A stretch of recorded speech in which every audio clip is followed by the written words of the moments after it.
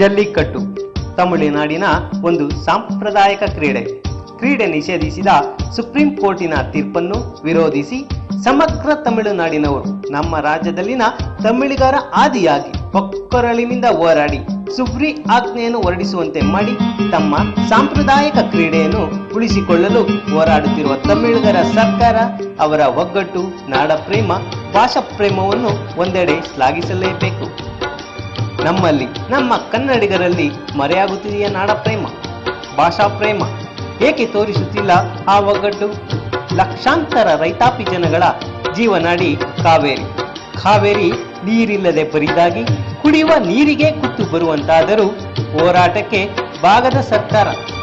ಮತ್ತೊಂದೆಡೆ ನೂರಾರು ದಿನಗಳ ಕಾಲ ಕುಡಿಯುವ ನೀರಿಗಾಗಿ ಹೋರಾಟ ಮಾಡಿದ ಕಳಸಾ-ಬಂಡೂರು ಮಹದಾಯಿ ಸೀಮೆಯ ಜನರಿಗೆ ದಾಹ ತೀರಿಸದ ಈ ಸರ್ಕಾರದಿಂದ ಸಿಕ್ಕಿದ್ದು ಪೊಲೀಸರ ಲಾಠಿ ಏಟು.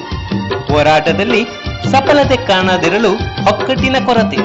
ಹೋರಾಟಗಳು ಕೇವಲ ಆಯಾ ಸೀಮೆಗಳಿಗೆ ಸೀಮಿತವಾಗುತ್ತಿವೆ. ಕೆಲ ಹೋರಾಟಗಳು ಕೇವಲ ರಾಜಕೀಯ ಪ್ರೇರಿತವಾಗುತ್ತಿವೆ. ಸ್ವಾರ್ಥ ಹಿತಾಸಕ್ತಿಗಳು ಮೇಲುಗೈ ಸಾಧಿಸುತ್ತಿವೆ. ಹೋರಾಟದ ದಿಕ್ಕೇ ಬದಲಾಗುತ್ತಿದೆ.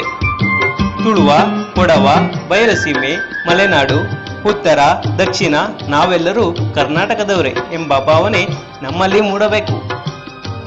ಕದಂಬ, ಹೊಯ್ಸಳ, ಚಾಲುಕ್ಯ, ರಾಷ್ಟ್ರಕೂಟರು, ಗಂಗರು, ಮೈಸೂರಿನ ಒಡೆಯರು ಆಳಿದ ಈ ನಾಡಿನ ಮೇಲೆ ನಮ್ಮ ನಾಡ ಪ್ರೇಮ, ಪಂಪ, ರನ್ನ, ಜನ್ನ, ಕುಮಾರವ್ಯಾಸ, ಸಾವಿರಾರು ಕವಿಗಳು, ಸಾಹಿತಿಗಳು, ಸಂತರಿಂದ ಸಿರಿಸಂಪನ್ನವಾಗಿರುವ ಈ ಭಾಷೆಯ ಮೇಲೆ ನಮ್ಮ ಭಾಷಾ ಪ್ರೇಮ ನಮ್ಮ ನರನಾಡಿಗಳಲ್ಲಿ ಮಿಡಿಯುವಂತಾಗಬೇಕು.